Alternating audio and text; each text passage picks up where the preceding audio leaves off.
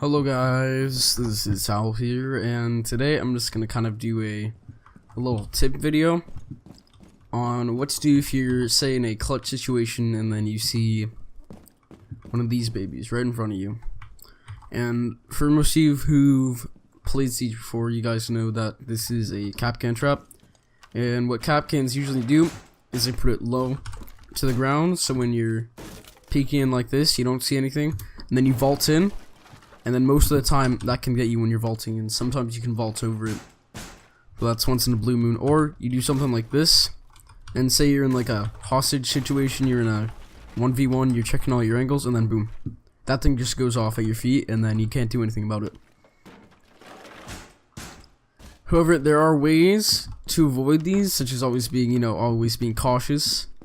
Obviously, if you're in a clutch situation, it's going to be very difficult to think about, is there a trap right there? But if you know there's a Kapkan on the other team, it can be very useful to know this. So if you're in a clutch situation, you can identify that there are going to be traps around, and that you should always watch out for them. But, you know, you can know where the traps are in a clutch situation, but that doesn't mean it's always good to destroy them. So say you notice that I don't have these walls, I don't have them barricaded, right? Or reinforced. So say I'm taking a look in here, right? Or say this barricade is already out for this demonstration, right? I'm an attacker. I'm rushing up the hallway, like 15 seconds left on the clock, right?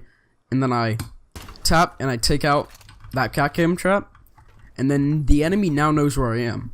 So say I'm a defender, and say it's a 2v1, and my teammate calls out, oh, he's in the hall. If he's around that area right there, near where I was standing, he'd be dead. Or if he scanned him out on one of those cameras. So what I'd say in this situation, say there's a trap right here, and there's a trap right over here, and then there's a trap, I think, right here. No? Okay, so I didn't put one there. So what I'd say in one of these situations, oh wait, I put it over there. Okay, so what I'd say in one of these situations is definitely just to avoid the trap altogether. So say you're just sneaking around and then you see the trap, you're gonna want to just go the other direction. Also, if you want to take out a camera, try and do it with a silenced pistol if you need to, or if you're Twitch, you can do it with the Twitch drone. That's even quieter, so you're peeking all your angles, and you know that as you're going through, you've seen all the Kapkan traps, you know where they are, so you can go through and you can know there's no Kapkan traps here. And say the enemy's behind this thing, he's looking at his camera. You take him out, and then you got only one more guy to worry about, and then you can grab the hostage, or you can try and bait him out, just depending on how much time is left. If it's a desperate situation, then you just grab the hostage and try to get out of there as best you can, or you can try and hunt the other guy down, although that doesn't always work. So basically, what I'm trying to say in this explanation is it's not always the best idea to take out traps. As enticing as that might be, you see this trap and you really want to get some points, you decide to shoot it, that can give you your position away really easily. I've had that happen to me before. And also, say you're coming down this hallway and say you're completely undetected until now, say this barricade's just still up, and then you're IQ and then you see, oh, there's a camera, or not, there's not a camera, but there's a trap right there. I'm not IQ, so I couldn't see it, but say there's a trap right there. If I'm Kapkan and I'm on this other side, I know, I hear those shots, and then I can just go pre-fire you, and then you're already dead. So it's not always the best idea to shoot at these traps, you know? And since Kapkan's getting a buff, obviously, it will be a little bit of a better idea to shoot at them, because there'll be a less of a visual indicator. So say you're running through, at least now you can see the red tripwire, so you can kind of remind yourself there's a trap there.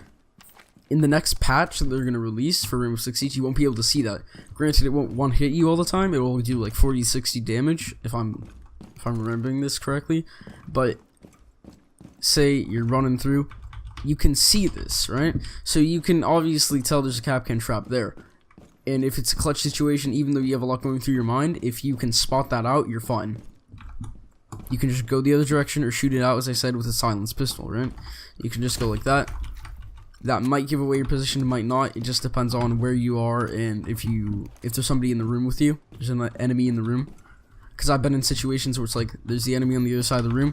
He doesn't know where I am, but I'm in here, so he doesn't know I could be at that crate, or that crate, and then I just turn in the corner, shoot a Kapkan trap out, and that's the worst thing he could have done, because he knows I'm right here. So he's right here. I shoot that Kapkan trap out. Right as I do it, he comes around the corner and then just taps me in the head once. So it's really just a matter of, you know, making sure that you can properly discriminate between the two situations, what kind of situation you're in. Because I know it can be really tempting to shoot out those traps again, but it's not always the best idea. So yeah, I just wanted to make this a little tip video to do what to do in a clutch situation when you're kind of surrounded by traps, a Kapkan or a frost.